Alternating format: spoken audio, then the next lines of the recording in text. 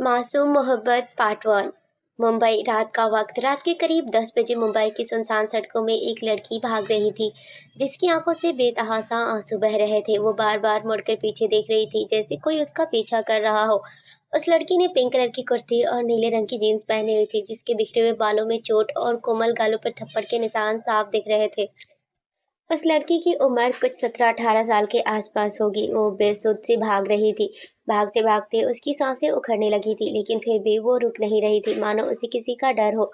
उस लड़की के सिर में दर्द भी हो रहा था, जहाँ उसे चोट आई हुई थी। उसका सिर अब चकराने लगता है और आंखें धुंधली होने लगती है। वो तब भी अपने लड़खड़ाए पैरों से आगे की ओर भाग रही थी। उसी समय एक कार उसकी ओर तेज रफ्तार से आ रही थी। उस लड़की को अपनी अधखुली आंखों से कुछ साफ दिखाई नहीं दे रहा था, जिससे वो कार के आगे आ जाती है। अचानक किसी की कार के आगे यूं आने से कार में बैठा ड्राइवर एकदम से ब्रेक मारता है, जिससे वो लड़की कार के बोनट में गिर जाती है और अपनी अधखुली आंखों से कार के अंदर बैठे लोगों को उम्मीद से देखने लगती है, जैसे मदद की गुहार लगा रही हो। कार में एक 24-25 साल का लड़का ड्राइव कर रहा था, जिसका गोरा रंग और काली आंखें ठीक-ठाक दिख रही थी।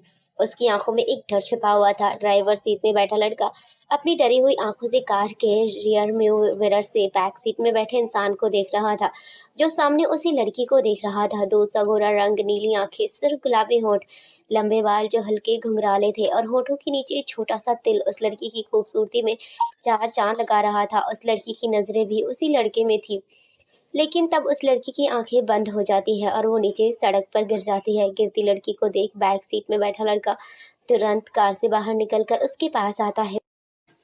वो लड़का हैंडसम और आकर्षक दिख रहा था। हल्के ब्राउन बाल जेल से सेट हुए, ग्रे आंखें, हल्की लंबी सीधी नाक, पतले होंठ, हल्की हल्की दाढ़ी के साथ उसका शार्प और टोन जॉ लाइन उसे और भी आकर्षक बना रहा था।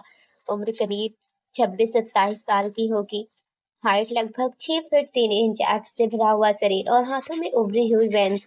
ये व्यक्ति एशिया का नंबर 1 बिजनेसमैन और अंडरवर्ल्ड का किंग है, जिसके आगे पूरी दुनिया झुकती है। कोई भी इसके सामने अपनी ऊंची आवाज में बात तक नहीं कर सकता, और अगर कोई कोशिश करता है तो वो दुनिया से ही गायब हो जाता है। उसे उन लोगों से नफरत है जो उसकी बातें नहीं मानते, और उसे धोखा और धोखेबाजों से कड़ा नफरत है। मोक्ष लड़की के पास आकर उसके चेहरे से उसके बालों को हटाता है, जो उसके गिरने से उसके चेहरे में आ गए थे। उसके चेहरे पर बिखरे हुए बालों को हटाकर वो कुछ पल तक उसे देखता रहता है। मोक्ष को वो बहुत ही मासूम लगती है। वो उसके गालों में हाथ रखता है तो उसे उसके गालों में थप्पड़ के निशान दिखते हैं। उसके गाल में, हाथों में खरोंचने के निशान थे। सिर में जहाँ चोट लगी थी वहां से अब बहुत खून बह रहा था। उसकी ये हालत देखकर अपने दिल में एक टीस सी उठती है। मोक्ष जल्दी से उसे अपनी बाहों में उठाकर कार के अंदर बैठ जाता है और उस लड़की को अपनी गोद में लिए उसका सिर अपने सीने से लगाकर उसके बालों में हाथ फेरने लगता है। कार के ड्राइवर सीट में बैठा शख्स अपने बॉस को ऐसा देखकर शॉक था। उसे तो अपनी आंखों पर भरोसा ही नहीं हो रहा था। वो तो यही सोच रहा होता है कि आज तक उसके जिस बॉस ने लड़कियों तक को आंख उठाकर देखना तो दूर, अपने आसपास देखना बर्दाश्त नहीं होता है, आज उसका वही बॉस किसी लड़की को अपने गोद में बिठाए हुए है। साथ ही कितने प्यार से उसके सर को भी सहलाए जा रहे हैं। जब मोक्ष को कुछ देर तक कार स्टार्ट होते हुए नहीं देखता, तो वो घूर कर ड्राइवर सीट में बैठे शख्स को देखता है और अपनी कड़क आवाज में कहता है, कैबिन। ड्राइवर सीट में बैठा शख्स, जिसका नाम कैबिन था, वो अपने बॉस की कड़क आवाज सुनकर हड़बड़ाकर कहता है, सर। बॉस फिर अपना सरनामे हिलाकर यस यस बॉस कहता है। मोक्ष उसको हड़बड़ाता देख अपनी आंखों को छोटी छोटी करते हुए कोल्ड वॉइस में कहता है, अगर तुम्हारा सोचना हो गया हो तो हॉस्पिटल चलो। माउस की बात सुनकर केविन यस बॉस बोलकर कार स्टार्ट करता है और जल्दी से कार को हॉस्पिटल की तरफ भगा देता है। उसे डर था कि जल्दी हॉस्पिटल पहुंचने पर उसके बॉस उसे यहीं जिंदा ना दफना दे। हॉस्पिटल। मोक्ष की कार हॉस्पिटल के सामने रुकती है। जब वो अपने सीने से लगी लड़की को एक नज़र देखता है, जिसका चेहरा अब पीला पड़ चुका है, केविन कार से उतरते ही तुरंत बैक सीट का डोर ओपन करता है और मोक्ष बड़े आराम से उस लड़की को अपनी गोद में लिए ही कार से बाहर आता है और अपने बड़े बड़े कदमों से हॉस्पिटल के अंदर आ जाता है। जब वो हॉस्पिटल के अंदर आता है तो हॉस्पिटल में काम करने वाले सभी लोग चौंक जाते हैं और अपनी बड़ी-बड़ी आँखों से मोक्ष को घूर रहे हैं, लेकिन मोक्ष बिना किसी पर ध्यान दिए अपनी बाहों में लिए उस लड़की को, जो मोक्ष की बाहों में किसी छोटे बच्चे के जैसे दिख रही थी। मोक्ष उसे लेकर सीधा किसी के केबिन में आता है। जहाँ उसी का उम्र का एक लड़का बैठा हुआ है जो दिखने में काफ़ी सुंदर है। उसकी ब्राउन आइज़ में चश्मा लगा हुआ है और परफेक्ट बॉडी है। उसने डॉक्टर का कोट पहना हुआ है। जब उसने अपने केबिन का दरवाज़ा बिना नॉक किए खोला तो उसकी आँखें गुस्से से लाल हो गई और वो अपनी जलती आँखों से डोर की तरफ देख चिल्लाते हुए कहता है, व्हाट द हेल! लेकिन जैसे ही उसने गेट की तरफ देखा तो वो चौंक जाता है और जल्दी से अपनी चेयर से उठता है। मॉक्स खुद को ऐसे घूरते देख लड़का अपने दाँतों को चमकाता है और कहता है, सॉरी यार, मैंने सोचा कोई हॉस्पिटल का स्टाफ है। चल छोड़, तू ये बता आज मेरी याद कैसे आ गई? मोक्ष उसकी बात सुन अपने दांत पीसते हुए कहता है, मान सैगल, तुम्हारे कैबिन में ऐसे कौन आ सकता है? तुम भूल गए हो तो याद दिला दो। ये है मान सैगल, मोक्ष का बचपन का दोस्त और अंडरवर्ल्ड में किंग का राइट हैंड। ये जितने खुशमिजाज यहाँ रहते हैं उतने ही खतरनाक और क्रूर अंडरवर्ल्ड की दुनिया में रहते हैं। ये यहाँ जैसे लोगों की जान बचाते हैं, वही ये अंडरवर्ल्ड की दुनिया में बहुत ही बेरहमी से लोगों की जान लेता है। मोक्ष की बात सुन मान जल्दी से अपना सरनामे हिला देता है। वो आगे कुछ और कहता है, उसकी नज़र मोक्ष की बाहों में छिपी लड़की को देखता है जो उसकी बाहों में बेहोश थी और उसका मासूम चेहरा किसी मुरझाए हुए फूल की तरह दिख रहा है। मान हैरान नजरों से मोक्ष को पूछता है, ये कौन है और इसे क्या हुआ है, जिससे मोक्ष एक नज़र उस लड़की पर डालता है। फिर मान को देख के कहता है, check this fast and I will answer your question later. उसकी बात सुन मान उससे देख हमें अपना सर हिला देता है और उसे लिटाने को बोलता है। मोक्ष भी उसे वहीं पास के स्टेयर में लिटा देता है तो मान उसको चेक करने लगता है। ये हॉस्पिटल मान का था जो पूरे शहर का सबसे फेमस हॉस्पिटल में से एक था। मान जब उसे चेक कर रहा था तो उसका चेहरा काफ़ी सीरियस दिख रहा था। मोक्ष उससे पूछता है, क्या हुआ, सब ठीक है? लेकिन मान कोई जवाब नहीं देता और कुछ देर चेकअप करने के बाद वो उसके सारे चोटों की ड्रेसिंग करता है। ड्रेसिंग हो जाने के बाद मोक्ष मान को देखने लगता है और उसके कुछ बोलने का इंतज़ार करने लगता है, लेकिन मान को कुछ न बोलता देख वो गुस्से में चिल्लाकर कहता है, answer me damn it, what happened? उसकी बात सुनकर मोक्ष की आंखों से खून उतरने लगता है और हाथों की नसें दिखने लगती है लाल आंखों से। मान के कॉलर को पकड़कर गुस्से में अपने दांत पीस कर कहता है, क्या बकवास कर रहा है? मान मोक्ष को इतने गुस्से में देख उसे अपने कॉलर छुड़ाते हुए कहता है, मैं बकवास नहीं कर रहा हूँ और अभी मैंने बोला ना, मैं श्योर नहीं हूँ। जब तक उसके टेस्ट नहीं हो जाते तब तक हम कुछ नहीं कह सकते। और तुम ऐसा बिहेव क्यों कर रहे हो? एक मिनट, कहीं तुझे उससे पहले नजर वाला प्यार तो नहीं हो गया? अपनी शरारती नजरों से देखते हुए कहता है। उसकी बात सुन मोक्ष उसे अपनी नजरें फेर कहता है, व्हाट रबिश, ऐसा कुछ नहीं है, वो अभी बहुत छोटी है। मोक्ष की बात सुन मान कहता है, ऐसा नहीं है तो तुम मुझसे नजरें क्यों चुरा रहे हो? और क्या कहा तुमने, छोटी है? आजकल एज मैटर नहीं करती है, तुझे पता है, बस प्यार। मान आगे कुछ और कहता, उससे पहले ही मोक्ष गुस्से में अपने दांत पीसते हुए कहता है, मैं किसी से प्यार नहीं करता और ना ही मुझे इसकी परवाह है। वो बस ये मेरी कार से टकरा गई थी और इससे मदद की ज़रूरत थी। मैंने बस इंसानियत दिखाई है, दैट्स इट। नहीं मैं प्यार को मानता हूँ और ना ही ये मेरे लिए कोई मैटर करती है। I just had love. क्या कहा तुमने, इंसानियत? और फिर एक फीकी हंसी हंसकर द मोक्ष खुराना ने इंसानियत दिखाई है, जिसे किसी के जीने मरने से फर्क नहीं पड़ता। वो द मोक्ष खुराना इंसानियत की बात कर रहा है। और क्या कहा तुम्हें, तुम्हें प्यार से नफरत है? किसी, क्या पता कल को तुम्हें किसी से शिद्दत वाला प्यार हो जाए जो तुम्हारी रूह में बस जाए, जिसके लिए तुम खुद को मिटाने के लिए तैयार हो जाओ। और थोड़ा मजाक करते हो क्या है ना मेरे दोस्त, ये प्यार है। एक रोग बुरा ना भूख लगे ना प्यास। उसकी बात सुन मोक्ष गुस्से से तमतमाने लगता है। उसके हाथे और सिर की नसें गुस्से में साफ दिखने लगती हैं। मान उसके गुस्से को देख एक पल के लिए डर जाता है और कुछ देर रुककर उसके पास आओ उसके कंधे में हाथ रख उसे शांत कराते हुए कहता है, रिलैक्स यार, तुम गुस्से में इतने हाइपर क्यों हो रहे हो? मैं तो बस तुझे खुश देखना चाहता हूँ। तुम उसे भूल क्यों नहीं जाते? वैसे भी वो तुम्हारे लायक नहीं थी। तुम्हें अब अपनी ज़िंदगी में आगे बढ़ना चाहिए। मोक्ष मान के हाथ को अपने कंधे से झटक कर उसे अपनी लाल आंखों से देख के कहता है, दोबारा कभी अपनी ज़ुबान से उसका जिक्र भी मत करना, मैं उसे ऐसे तो जाने नहीं दूंगा। मोक्ष की आंखें इस वक्त आग उगल रही थी, मानो किसी को उस आग में जलाने का इरादा हो। मोक्ष अब उसके बिना कोई बात सुने एक नज़र उस लड़की पर डाल मान के कैबिन से बाहर निकल जाता है। मान मोक्ष को जाता देख खुद से कहता है, तुमने मेरे हंसते मुस्कुराते दोस्त को क्या से क्या बना दिया। अब उसकी आंखें लाल थी, वो अपने दांत पीसते बोला, एक बार पता चल जाए तुम कहाँ छिपी हो, तुम्हारी जिंदगी मैंने जहन्नुम ना बना दी। मेरा नाम भी मान सहगल नहीं। फिर एक नज़र बेड में लेटी लड़की को देखकर, तुम पहली ऐसी लड़की हो जिसके लिए मेरा दोस्त इतना फिक्रमंद हुआ है। तुम्हें देख मुझे एक उम्मीद दिखी है, शायद मुझे मेरा पहले वाला दोस्त वापस मिल जाए। इतना कह के वो एक लंबी सांस छोड़ वो भी अब कैबिन से बाहर आ जाता है, क्योंकि उसे उस लड़की के सारे टेस्ट करवाने थे। मोक्ष मान के कैबिन से निकल के सीधा हॉस्पिटल के बाहर निकल जाता है। और अपने कार के पास टेक लगा के सिगरेट निकाल कर सिगरेट की कस लेने लगता है। उसका एक हाथ उसकी पैंट की जेब में रखा हुआ था। वो सिगरेट की कस लेते हुए अपने बगल में खड़े केविन को देखता है, जो उसे ही अजीब नज़रों से देख रहा था। मोक्ष उसे देख अपनी एक आईब्रो उठा देता है और उसे घूरने लगता है। केविन मोक्ष को ऐसे खुद को घूरता देख अपने दांत चमका देता है, जिसे देख मोक्ष उसे अपने सख्त आवाज़ में कहता है, उसकी सेफ्टी के लिए बॉडीगार्ड हायर कर दो। फिर कुछ देर रुक के पता लगाओ कि वो सुनसान रोड में क्या कर रही थी, किससे भाग रही थी। इतना कह के वो पीछे मुड़ जाने लगता है। अभी वो 2 कदम ही चला था कि फिर रुक जाता है और बिना पीछे मुड़ कर कहता है, कल तक सारे इन्फॉर्मेशन मेरे टेक्स्ट पर मिल जानी चाहिए। इतना कह के वो कार की तरफ बढ़ा और केविन यस बॉस बोलकर वो भी उसके पीछे ड्राइविंग सीट में आ जाता है। केविन मोक्ष का असिस्टेंट है और दोस्त भी।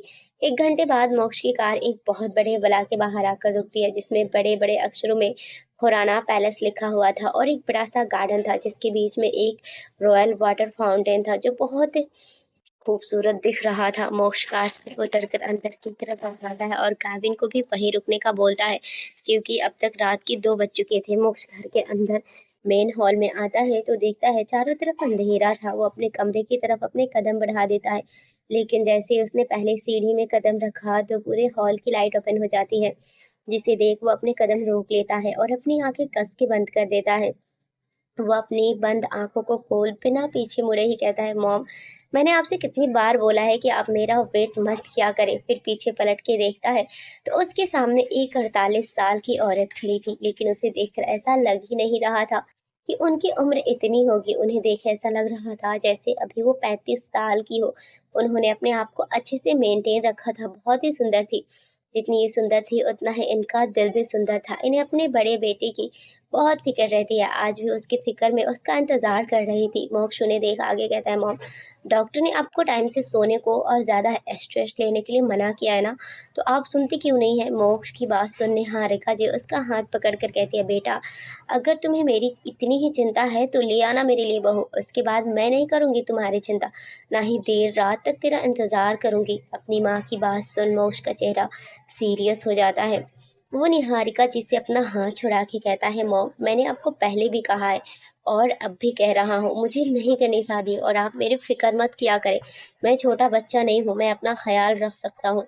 निहारिका जी भी अब गुस्से में कहती है, तू क्यों नहीं करना चाहता शादी? उस धोखेबाज अंजलि की वजह से। बेटा, तू समझता क्यों नहीं है? मैं नहीं देख सकती तुझे ऐसे। अब तो मुझे कभी-कभी लगता है तेरी शादी देखने से पहले मैं कहीं मर ना जाऊँ। मॉम, मोक्ष चिल्ला के कहता है, जिससे सुन निहारिका जी एक पल के लिए डर जाती है और उनकी आंखों से आंसू आ जाते हैं। मोक्ष अपनी माँ की आंखों में आंसू देख अपनी आंखें बंद कर देता है और उसकी हाथों की मुट्ठियाँ कस जाती है, जिससे उसकी हाथों की नसें तन जाती है। आज पहली बार था जब मोक्ष अपनी माँ के ऊपर ऐसे चिल्लाया होगा, लेकिन वो भी क्या कर सकता था।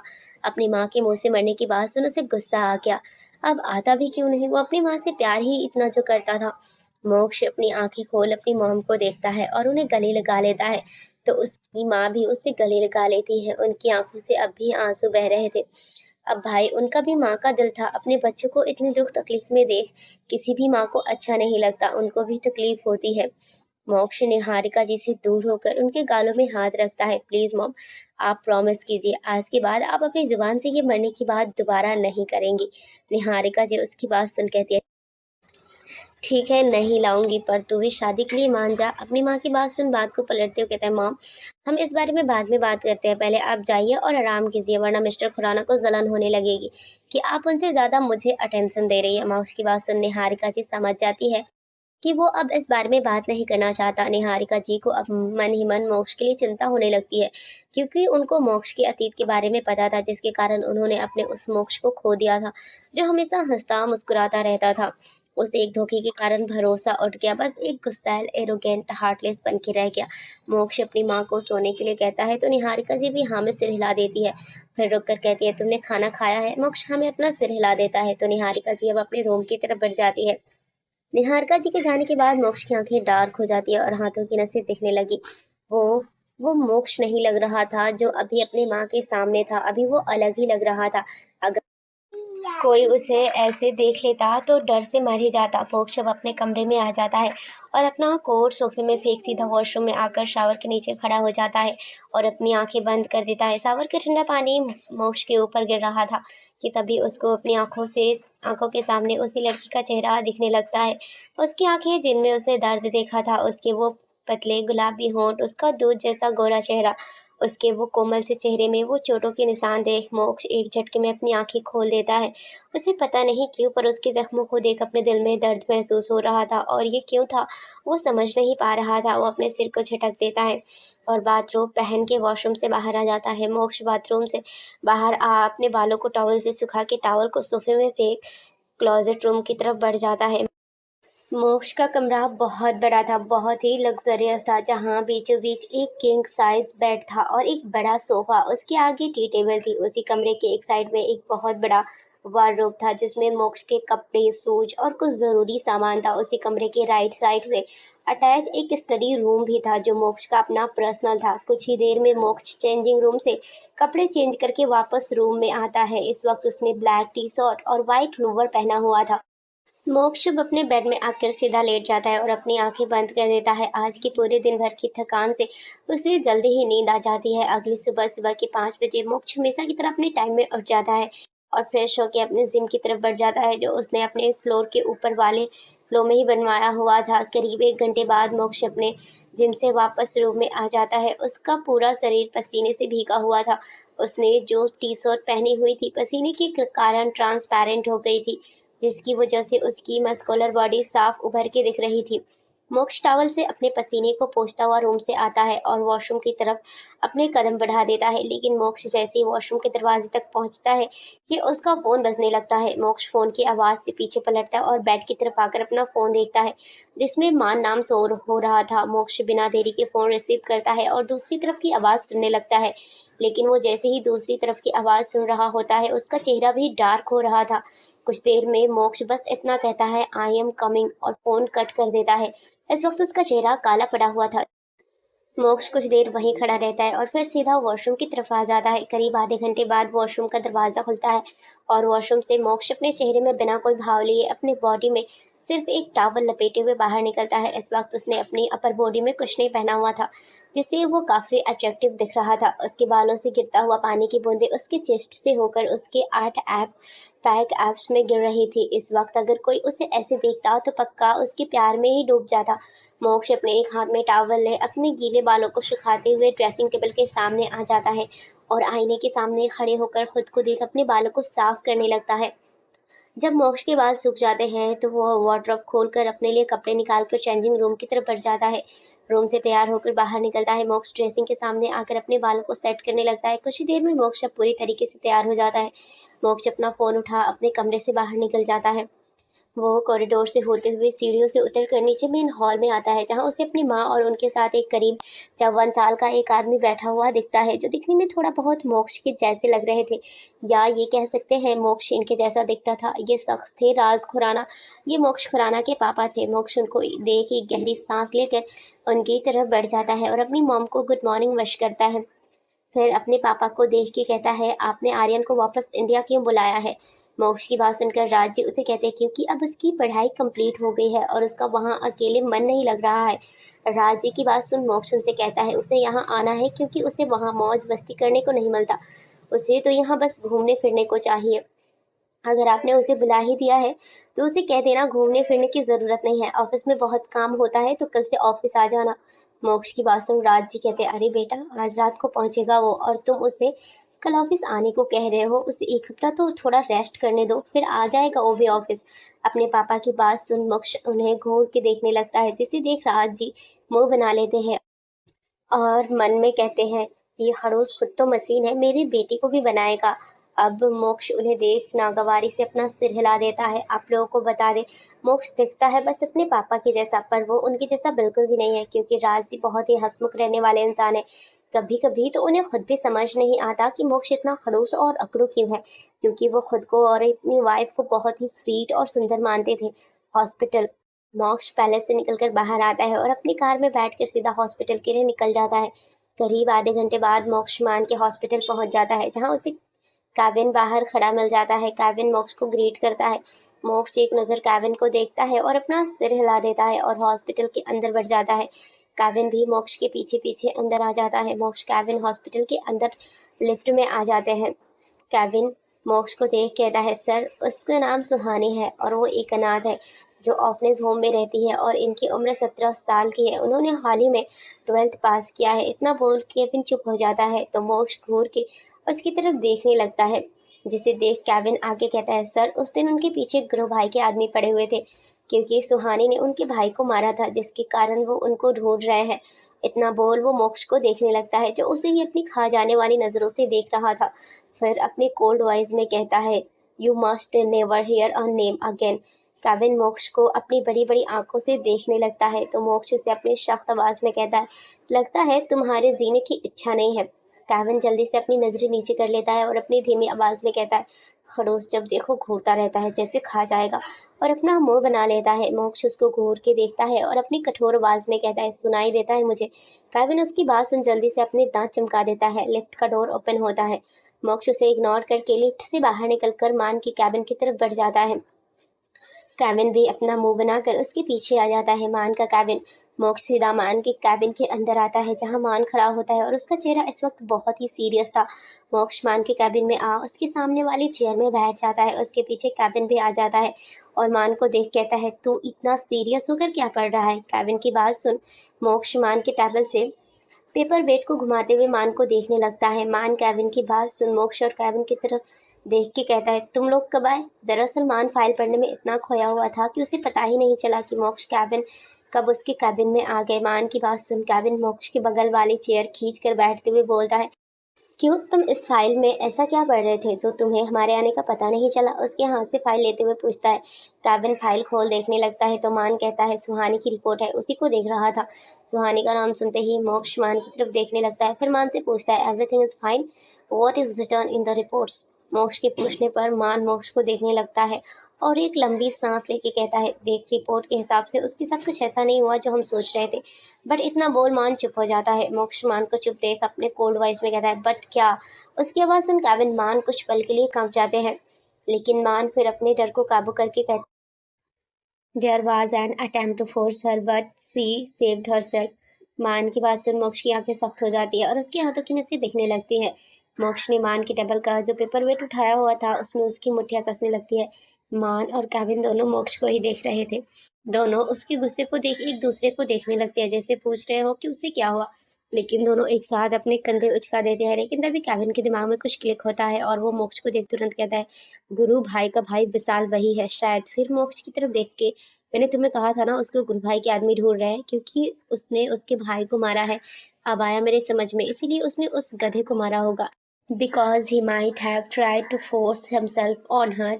फिर उसकी बात सुन मान भी कहता है, तुम सही कह रहे हो, शायद क्योंकि उसको ड्रग्स भी दिया गया था। जैसे ही मान ये बोलता है मोक्ष अपने हाथ में पकड़ा हुआ पेपर वेट को जोर से दीवार पे दे मारता है, जिससे वो एक तेज आवाज के साथ टूटकर बिखर जाता है।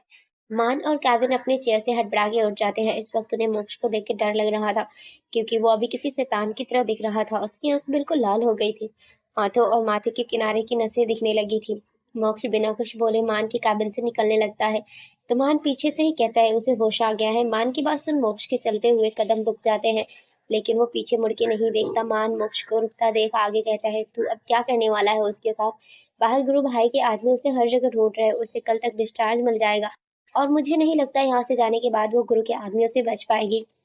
उसकी बात सुन मोक्ष अपनी लाल आंखों से उसे देखता है तो मान चुप हो जाता है। मोक्ष बिना रुके अब वहां से बाहर निकल जाता है। इधर कैबिन में केविन मोक्ष को जाता देख मान को देखते कहता है, तुम्हें ये कुछ अजीब नहीं लग रहा?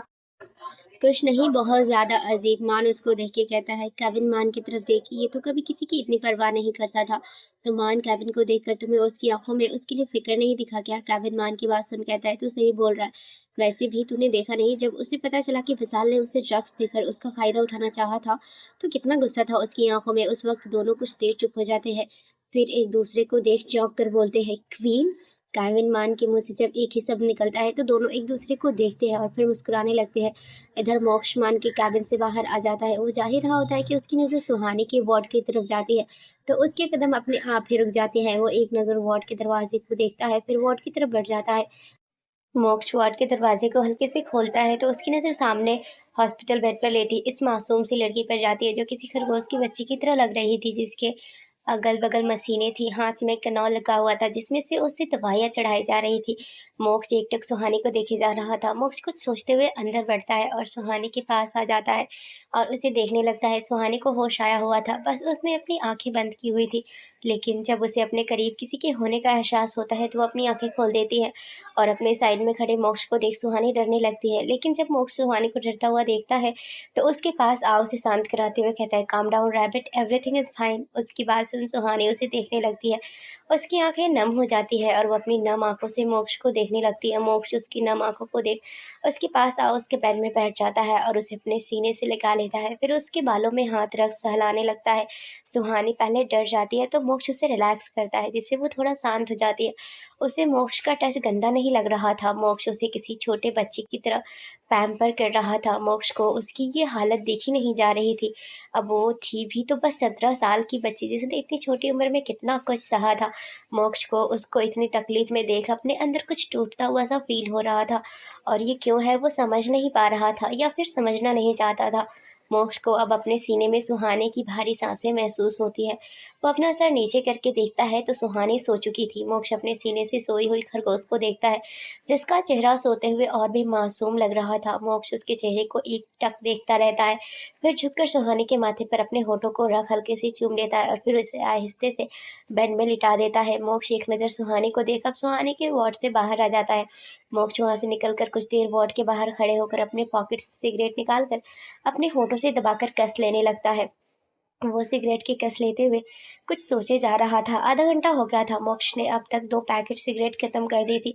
मोक्ष अब सिगरेट का लास्ट कस भरकर सिगरेट को नीचे फेंक पैरों से मसल देता है। मोक्ष अब अपना फ़ोन निकालकर किसी को मैसेज करता है और एक नज़र सुहानी के वार्ड को देख हॉस्पिटल से बाहर निकल जाता है। मान का केबिन। इधर केविन, जो अब तक मान के केबिन में बैठा हुआ था, मान से बातें कर रहा था कि उसके फ़ोन में नोटिफिकेशन बिप की आवाज़ आती है। केविन अपना फ़ोन निकाल चेक करता है जिसमें मोक्ष का मैसेज था। केविन अपने फ़ोन के मैसेज ब्राउज़र ओपन करता है लेकिन जैसे ही वो मैसेज पढ़ता है उसके यहाँ से फ़ोन छूटते-छूटते बजता है और वो शॉक्ड हो जाता है। मान केविन को ऐसे देख उसे पूछता है, "केविन क्या हुआ? किसका मैसेज था?" लेकिन केविन कुछ नहीं बोलता, वो तो अभी भी शॉक था। मान जब केविन को कुछ न बोलता देखता है तो उसके कंधे में हाथ रख पूछता है, "क्या हुआ? तेरा फेस इतना हैरानी से क्यों भरा पड़ा है?" तुझे किसी ने डेट में चलने को बोला है क्या? मान के कंधे में हाथ रखने और उसकी बात सुन केविन होश में आता है और मान को देखते हुए अपनी लड़खड़ाती आवाज़ में बोलता है, छोटा उससे भी बढ़कर है। मान केविन को हकलाता देख पूछता है, क्या हुआ? तू इतना हकला क्यों रहा है? मान की बात सुन केविन अपना फ़ोन मान की तरफ कर देता है। मान केविन के हाथ से फ़ोन ले देखने लगता है और उसे कहता है, क्या है ऐसा इसमें जो तू आगे कुछ और बोलता कि उसकी नज़र मोक्ष के मैसेज पे पड़ती है। उससे पढ़ मान के हाथ से केविन का फ़ोन गिर जाता है, जिसे देख केविन जल्दी से नीचे अपना फ़ोन उठाकर मान से बोला, साले मेरे पास एक ही फ़ोन है। उसकी बात सुन मान होश में आकर केविन को देख कहते, क्या वो सच है? फिर केविन के पास अपना हाथ बढ़ाकर, यार मुझे चोटी काट दो, कहीं मैं कोई सपना तो नहीं देख रहा ना? मान की बात सुन केविन मान के हाथ में ज़ोर से चोटी काटता है जिससे मान चिल्ला के कहता है, साले क्या कर रहा है? तो केविन भी आँखें चढ़ाते हुए कहता है, तूने ही तो चोटी काटने को बोला था। मान दाँत पीसते बोला, ऐसे कौन चोटी काटता है? तुझे विश्वास हो जाए इसलिए ज़रा ज़ोर से काट दी। चल मैं जा रहा हूँ। अगर कल तक काम पूरा नहीं हुआ तो डबल मुझे ज़िंदा ही दफ़न कर देगा। इतना बोल केविन मान के केबिन से बाहर आ जाता है। केविन के जाने के बाद मान एक आह भरता है और वापस अपने काम में लग जाता है। खुराना पैलेस के बाहर एक कार आकर रुकती है जिसमें से एक हैंडसम लड़का बाहर निकलता है जिसने ब्लैक टी शर्ट, उसके ऊपर येलो डेनिम जैकेट जो खुली हुई थी और नीचे से वाइट पैंट पहनी हुई थी। उसकी उम्र लगभग 22 साल की होगी। वो दौड़ता हुआ पैलेस के अंदर आता है। निहारिका जी, जो हॉल के सोफे में बैठी हुई किसी से फ़ोन में बात कर रही थी, वो लड़का जब निहारिका जी को कॉल में देखता है तो अपने कदमों को धीरे कर निहारिका जी की तरफ बढ़ जाता है। निहारिका जी का ध्यान नहीं गया कि कोई उनके पीछे आया हुआ है। वो जब भी फ़ोन में बात कर रही थी कि वो लड़का पीछे से उनको गले लगा लेता है। निहारिका जी चौंकते हुए पीछे मुड़कर देखती है तो उनकी आंखें हैरानी से बड़ी हो जाती है। निहारिका जी पीछे देखती है तो चौंक जाती है और उनके मुँह से बस यही निकलता है, आर्यन। आर्यन उनके पैर छूते बोलता है, आई मिस यू मॉम। आपकी बहुत याद आई मुझे। निहारिका जी अपनी नम आँखों से देखते हुए उसके सर पर हाथ रख के कहती है, मैंने भी तुम्हें बहुत मिस किया बेटा। आर्यन अपनी माँ को सोफे में बिठाते बोलता है, अच्छा मम, ये बताओ बाकी लोग कहाँ हैं? निहारिका जी, तुम्हारे पापा किसी काम से बाहर गए हैं और मोक्ष ऑफिस गया है। उनकी बात सुन आर्यन हमें अपना सर हिला देता है और निहारिका जी उसे यूएस के बारे में पूछने लगती है। वो वहाँ कैसे रहता था, क्या खाता था, वो भी उन्हें सब सही सही बोलता है। यूँ ही कुछ देर बात करने के बाद आर्यन अपनी मॉम से कहता है, मॉम, मैं अपने रूम में जा रहा हूँ, बहुत थक गया हूँ, थोड़ा आराम करूँगा। निहारिका जी उससे जाने का बोल अपने काम में लग जाती है। ऐसे ही कब दोपहर से शाम होती है पता ही नहीं चलता। शाम के वक्त एक ऊंची इमारत जो आसमान को छू रही थी, उस इमारत के टॉप पर बड़े और सुनहरे अक्षरों में खुराना कॉरपोरेशन लिखा हुआ था। उस इमारत के 15वें फ्लोर के ऊपर एक रूम था जो पूरी कांच की वॉल से बना हुआ था। ये किसी का कैबिन लग रहा था जिसको बड़े सलीके से रखा गया था। उसी रूम में एक सोफा रखा हुआ था और उससे अटैच एक रूम था जिसमें मोक्ष को कभी देर हो जाती थी तो यहीं आराम किया करता था। मोक्ष अपने कैबिन में काम कर ही रहा होता है कि उसके कैबिन का डोर नॉक होता है तो मोक्ष अपनी कठोर आवाज में कम इन कहता है तो कैबिन अंदर आता है और मोक्ष के सामने खड़ा हो जाता है, जिसे देख मोक्ष कहता है, काम हुआ? तो केविन यस बॉस कहता है। केविन मोक्ष को देख बोलता है, सर क्या आप ये करना चाहते हैं? मोक्ष एक नज़र केविन को देखता है पर कहता कुछ नहीं। वो अपनी चेयर में लीन होकर बैठ जाता है और अपनी आंखें बंद कर देता है तो उसकी आंखों के सामने कुछ पुरानी यादें होती है।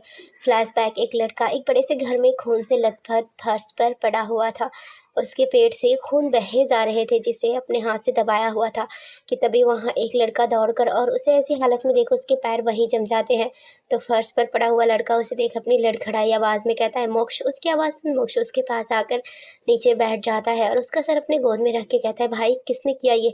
चल हम अभी हॉस्पिटल चलते हैं, तुझे कुछ नहीं होगा। उसकी बात सुन अभी कहता है, नहीं यार, मेरे पास अब ज़्यादा वक्त नहीं है। मोक्ष चिल्ला के कहता है, चुप कर, कुछ नहीं होगा तुझे, मैं कुछ नहीं होने दूंगा तुझे, समझा? मुझे ये बता ये किसने किया? और तू तो आज यहाँ अंजलि को प्रपोज करने वाला था, क्या हुआ? और अंजलि कहाँ है? जिसे सुन अभी फीकी हंसी हंस के कहता है, यार तेरा दोस्त फेल हो गया, सब झूठ था, धोखेबाजी थी। अब अभी की सांसें भी उखड़ने लगी थी। वो अपनी अटकती आवाज़ में कहता है, मोक्ष मेरा बस एक काम कर देना मेरे दोस्त, मुझे पता है मेरा बचना मुश्किल है, प्लीज़ तू वादा करके मेरी बहन को उनसे बचाएगा, तो उनको कभी पता नहीं लगने देगा कि वो मेरी बहन है। अभी अपना हाथ मोक्ष के सामने बढ़ा के कहता है, वादा कर, उसे सुरक्षित रखेगा, प्लीज यार वादा कर, उसे कभी पता नहीं लगने देगा मैं कौन था। इतना कह के उसकी सांसें अब रुकने लगी थी। मोक्ष अभी के हाथ में हाथ रख के कहता है, मैं वादा करता हूँ उसे कुछ नहीं होने दूंगा, उसकी हिफाजत करूंगा मरते दम तक, पर मैं तुझे कुछ नहीं होने दूंगा। हम अभी हॉस्पिटल चलेंगे, चल। तू मोक्ष उठने लगता है तो अभी उसका हाथ पकड़ लेता है और अपने जेब के पास से एक फोटो निकाल के, मैंने आज तक किसी को नहीं बताया कि ये मेरी बहन है, तेरे सिवा किसी को नहीं पता, उन दोनों को भी नहीं पता, उसे मैंने अपने से दूर रखा है ताकि कोई उसे मेरी कमज़ोरी बनाकर टारगेट ना करे। वो इसलिए सब सोचते हैं मेरा कोई नहीं है, ये मेरी बहन है, तो इसका ख्याल रखना। इतना बोलते ही अभी की सांसें रुक जाती है और उसका हाथ ढीला होकर नीचे फर्श पर गिर जाता है जिसमें उसकी बहन की फोटो थी। तभी मोक्ष को किसी की आवाज़ सुनाई देने लगी, मोक्ष मोक्ष। फ्लैशबैक एंड मोक्ष किसी के बोलने से अपने ख्यालों से बाहर आता है तो देखता है काबिन कितनी देर से उसे आवाज़ लगा रहा होता है। काबिन मोक्ष की तरफ देख के बोलता है, तो फिर से उसे याद कर रहा था ना मोक्ष, तूने बताया नहीं उसने तुझे किसी ढूंढने बोला था, तूने जिसके बारे में पता वो आगे कुछ कह पाता। मोक्ष अपने कोल्ड आवाज में कहता है, लगता है तू अपनी लिमिट्स भूल गए हो, तुम अभी किससे बात कर रहे हो? भूलो मत, मैं यहाँ तुम्हारा बॉस हूँ, दोस्त नहीं, तो अपनी हद मत भूलो। केविन अपना सिर झुकाकर सॉरी बॉस बोलता है। मोक्ष उसे देख कहता है, मोक्ष उसे एक नज़र देख के अपनी सख्त आवाज में कहता है, मुझे कल सुबह 10 बजे तक सब रेडी चाहिए, याद रहे अगर 10 बजे से 1 मिनट ज़्यादा हुआ तो मेरी बंदूक की सारी गोली तुम्हारे सिर में होगी। इतना बोल वो अपनी चेयर से उठकर कैबिन से बाहर आ जाता। केविन उसे जाता देख अपना मुंह बना लेता है। वो जानता था मोक्ष धमकी नहीं देता। वो भी फिर उसके पीछे बाहर की तरफ बढ़ जाता है। हॉस्पिटल, मोक्ष अपने ऑफिस से निकलकर सीधा हॉस्पिटल आया हुआ था। वो सुहानी से मिलने आया था। मोक्ष सुहानी के वार्ड में आता है तो देखता है सुहानी बैठी हुई अपना सिर हेड से टिका के आंखें बंद किए हुए थी। मोक्ष एक नज़र सुहानी को देख अंदर की तरफ बढ़ जाता है। अब सुहानी को किसी के पैरों की आवाज़ सुनाई देती है तो अपनी आंखें खोल सामने देखने लगती है जहाँ मोक्ष उसी के पास आ रहा था। मोक्ष सुहानी को देख अपनी धीमी मगर कठोर आवाज में पूछता है, how are you feeling now? सुहानी मोक्ष की कठोर आवाज सुनकर कांप जाती है और अपना सर नीचे किए हुए कहती है। जब वो मोक्ष के सवाल को सुनती है तो अपना सिर नीचे करे ही हिला देती है। मोक्ष जो उसे ही देख रहा होता है उसकी हरकत देख उसकी आंखें छोटी हो जाती है और वो अपनी कोल्ड वॉइस में बोलता है, if you have a tongue then speak through your mouth. उसकी बात सुन सुहानी अपना सिर ऊपर करके मोक्ष को देखती है जो उसे ही घूरे जा रहा था। सुहानी उसकी आंखों को देख के डर से फिर से अपनी नज़रें झुका लेती है और धीरे से कहती है, जी अब ठीक हो। इतना बोल फिर चुप हो जाती है। मोक्ष के कानों में जब उसकी मीठी आवाज़ पड़ती है, उसकी आंखें कुछ पल के लिए बंद हो जाती है। मोक्ष फिर अपनी आंखें खोल सुहानी को देखता है। मोक्ष कुछ देर चुप रहता है, फिर सुहानी को कुछ ऐसा कहता है जिससे उसकी आंखें हैरानी से बड़ी हो जाती हैं। मोक्ष सुहानी को देख बिना भाव के कहता है, कल हमारी शादी है, तैयार रहना। सुहानी मोक्ष की बात सुन हैरान हो जाती है, अपना सिर उठा के मोक्ष को देखने लगती है। उसको ऐसा देख मोक्ष फिर कहता है, अब मुझे ऐसे मत देखो, मैंने तुम्हारी जान बचाई है तो आज के बाद तुम्हारी इस जिंदगी में मेरा हक है। So from today honest you will do what ever I से, अंडरस्टैंड। कल सुबह तुम्हारे लिए कपड़े आ जाएंगे। सुहानी उसकी बात सुन अपनी नजरें नीचे कर देती है और कुछ नहीं बोलती। बोलती भी क्या, उसे कुछ समझ में नहीं आ रहा था कि उसके साथ हो क्या रहा है।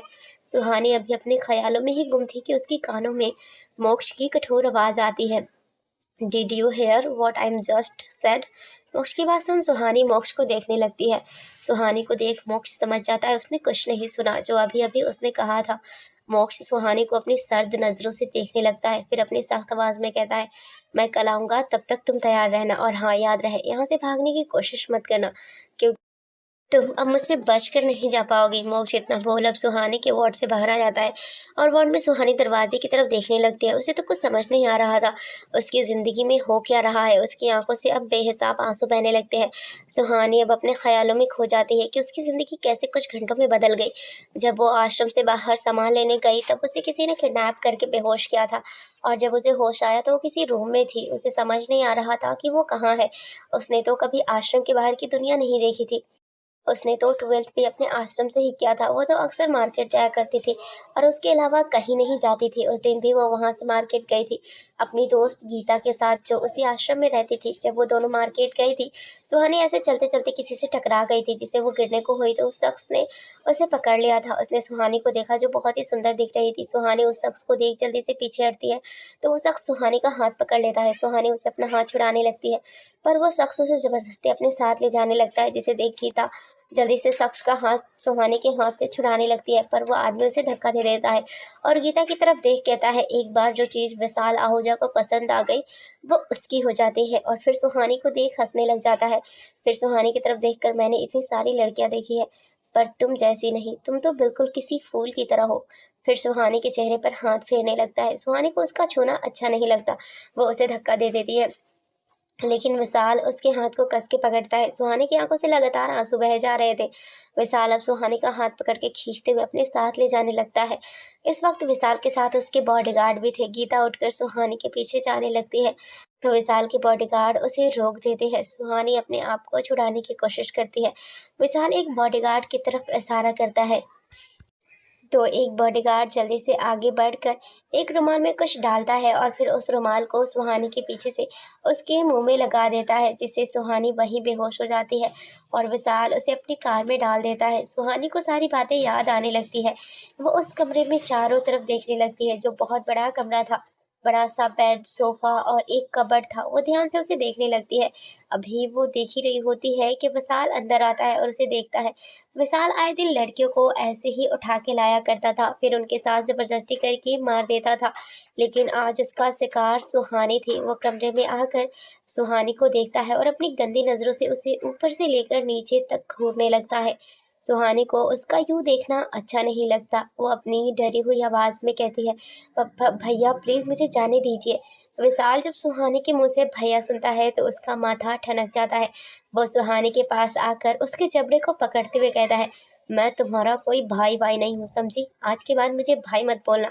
विशाल उसको घूरे जा रहा था, फिर उसको देख टेढ़ी स्माइल करके कहता है, वैसे तुम बहुत नाजुक हो, बिल्कुल किसी कली की तरह।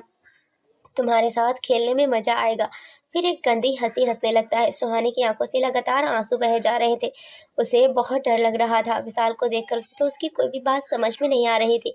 बस उसे तो डर लग रहा था। अब उसे डर लगना भी लाजमी था क्योंकि वो थी भी तो 17 की, और जिस जगह से थी वो लड़कियों को समझाया जाता था कि लड़कों से दूर रहना है क्योंकि वहाँ कोई लड़के नहीं रहते थे।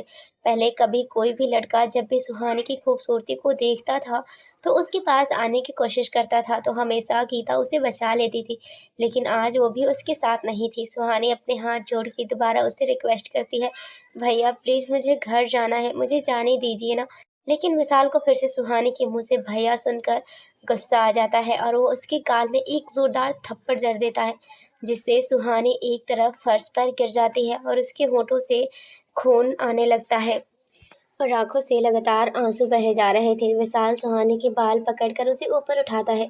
सुहानी को उसके ऐसे पकड़ने पर अपने बालों में दर्द होता है और विशाल से अपने बाल छुड़ाने की कोशिश करने लगती है। विशाल सुहानी को देख अपनी दांत पीस कर कहता है, अब तक प्यार से बात कर रहा था, तुझे समझ नहीं आया। रुक, अब खुद अपने आप को रोक नहीं पाएगी, खुद तो मेरे करीब आने को तड़पेगी। इतना कह के वो उठकर एक साइड जाता है और वहां से एक इंजेक्शन निकालता है और फिर सुहानी के पास आकर उसके हाथ को पकड़कर उसके बाहों में उस इंजेक्शन को इंजेक्ट करता है, जिससे सुहानी के मुंह से एक आह निकलती है। कुछ ही देर में सुहानी को अपने शरीर में गर्मी का एहसास होने लगता है और वो अपनी लाल आंखों से विशाल को देखने लगती है। विशाल सुहानी को ऐसे देख गंदी हंसी हंसने लगता है। फिर सुहानी को पकड़कर बेड में लिटाता है और उसके ऊपर झुक जाता है। विशाल सुहानी के गले में किस करने लगता है। सुहानी नशे में होने के कारण भी उसे विशाल का छूना अच्छा नहीं लगता और उसे खुद से दूर करने की कोशिश करती है, पर वो कर नहीं पाती। पहले तो वो इतनी नाजुक, दूसरा ऊपर से ड्रग्स का नशा भी हावी था। विशाल सुहानी के गले में किस और बाइट करने लगता है। वो जैसे ही सुहानी की कुर्ती को उतारने को हाथ बढ़ाता है कि तभी उसका फ़ोन रिंग करता है। पहले तो वो इग्नोर करता है, लेकिन फिर से उसका फ़ोन बजता है। वो अपने फ़ोन को घूरने लगता है, फिर सुहानी को देखता है जिसकी आंखों से आंसू बेहिसाब बहे जा रहे थे। वो उसे इग्नोर करता है और अपना फ़ोन उठाकर फ़ोन रिसीव करता है। सुहानी जब देखती है तो थोड़ा राहत की सांस लेती है, लेकिन उसे अपने शरीर में गर्मी लगने लगती है और आंखें भी बंद होने लगी थी। लेकिन वह हिम्मत करके बेड से उठकर बैठ जाती है। फिर वो एक नज़र विशाल को देखती है, जो उसकी तरफ पीठ करके खड़ा था। सुहानी इधर-उधर नज़रें घुमा के देखती है तो उसे अपने बगल में टेबल लैंप रखा दिखता है। सुहानी उसकी तरफ अपना हाथ बढ़ाती है और उसे उठा लेती है। सुहानी अब बेड से उठकर विशाल की तरफ अपने कदम बढ़ाने लगती है। उससे चला भी नहीं जा रहा था क्योंकि उसे सब धुंधला दिख रहा था। सुहानी विशाल के पीछे पहुंच जाती है। जब विशाल को अपने पीछे किसी के होने का एहसास होता है तो वो पीछे मुड़ने लगता है। वह इससे पहले कुछ समझ पाता, सुहानी जोर से उसके सिर में उस टेबल लैंप को मारती है। उस लैंप के लगते ही विशाल नीचे गिर जाता है और सुहानी को देखने लगता है, जो अपनी आंखें खुली रखने की कोशिश कर रही थी। विशाल के सर से खून निकलने लगता है। उसके सिर में उस लैंप के कांच के टुकड़े चुभ गए थे, जिससे उसके सिर से बहुत सारा खून निकलने लगता है और वो वहीं बेहोश हो जाता है। सुहानी उसे बेहोश देख जल्दी से कमरे से बाहर की तरफ भागती है तो उसे पता चलता है कि वो किसी होटल में है। सुहानी न आओ देखती है न ताओ, सीधा अपनी लड़खड़ाते कदमों से बाहर की तरफ भाग जाती है। हॉस्पिटल। सुहानी अपने ख्यालों में गुम थी। वो अपने ख्यालों से बाहर आती है और फूट फूट कर रोने लगती है। मोक्ष सुहानी के वार्ड से निकल कर बाहर आता है और अपने हाथों की मुट्ठियां मजबूती से बंद करके अपनी आंखें बंद कर देता है। वो कुछ देर ऐसे ही खड़ा रहता है, फिर वहां से निकल जाता है। खुराना पैलेस। अब तक रात हो चुकी थी। निहारिका जी रात के खाने की तैयारियां कर रही थी। आज वो खुद अपने हाथों से खाना बना रही थी क्योंकि आज आर्यन पूरा 3 साल बाद घर आया था। निहारिका जी आज उसके और मोक्ष की पसंद का खाना बना रही थी। अभी किचन में खाना बना ही रही थी कि वहाँ किचन में आर्यन उन्हें पीछे से हक कर देता है और उनके गालों में किस करके पूछता है, मॉम खुशबू बड़ी अच्छी आ रही है, आज क्या बना रही हैं आप? तो निहारिका जी उसके गालों में हाथ रख के प्यार से कहती है, आज सारा तुम्हारे और मोक्ष की पसंद का खाना बना रही हूँ बेटा। आज मेरे दोनों बेटों को मैं अपने हाथ से उनके पसंद का खाना खिलाऊंगी। आर्यन अपनी माँ की बात सुन मुस्कुरा जाता है और कहता है, वाह मॉम आज तो मज़ा ही आ जाएगा। फिर तो आर्यन जल्दी से डाइनिंग टेबल में बैठ जाता है। कुछ देर बाद मोक्ष भी घर पहुंच जाता है और वो सीधे अपने रूम की तरफ बैठ जाता है। कुछ ही देर में खाना भी तैयार हो गया था। निहारिका जी खाना टेबल पर लगा देती है तो सभी खाने के लिए आ जाते हैं। मोक्ष भी नीचे आ जाता है। आर्यन मोक्ष को देखता है तो उसे ग्रीट करता है। मोक्ष उसे देख अपना सिर हिला देता है और अपनी रूड वॉइस में कहता है, कल से तुम ऑफिस ज्वाइन कर रहे हो और तुम लंदन वाली डील देखोगे। मोक्ष की बात सुनकर आर्यन अपना मुंह बना लेता है और फिर अपने पापा को देखता है तो उसके पापा मोक्ष को देख के कहते हैं, मोक्ष अभी तो आया है, तो क्यों उसे अभी ऑफिस का वर्कलोड देना चाहता है? तुमसे मैंने कल भी कहा था उसे कुछ दिन आराम करने दो। मोक्ष उनकी बात को इग्नोर करके कहता है, मैंने एक बार कह दिया तो कह दिया। इतना बोल वो अपना खाना खाने लगता है। आर्यन मोक्ष को देखता है जिसका ध्यान अब खाना खाने में था। फिर वो कुछ सोच के मोक्ष से कहता है, भाई मुझे अभी मास्टर करना है और मैं अपनी मास्टर की डिग्री यहीं से करना चाहता हूँ। आर्यन मोक्ष को देख सीरियस होकर कहता है, भाई प्लीज मुझे पेंटिंग का शौक है, आपको पता है मुझसे ये ऑफिस का काम नहीं होगा, मैं नहीं कर पाऊँगा, आप जानते हो, ये ऑफिस को आप ही सँभाल लो, मुझसे नहीं होगा प्लीज़ भाई। मोक्ष उसकी तरफ देखता है, जिसका चेहरा इस वक़्त बहुत सीरियस था। मोक्ष आर्यन को देखता है, पर कहता कुछ नहीं और वापस अपना खाना खाने लगता है। आर्यन मोक्ष को देखता है, जो बिना कुछ बोले अपने खाने को खा रहा था। फ्रेंड्स, ये न्यूज़ स्टोरी आपको अच्छी लग रही है तो लाइक ज़रूर से करें और नेक्स्ट एपिसोड के लिए कमेंट ज़रूर करें, क्योंकि आपके एक लाइक और कमेंट से हमें मोटिवेशन मिलती है। तो लाइक कमेंट ज़रूर से करें और हमारे चैनल को सब्सक्राइब करके बेल आइकन को हिट ज़रूर करें। मुझे उम्मीद है कि आप मेरे इस न्यू स्टोरी को भी अपना प्यार और सपोर्ट ज़रूर देंगे। Thanks for watching.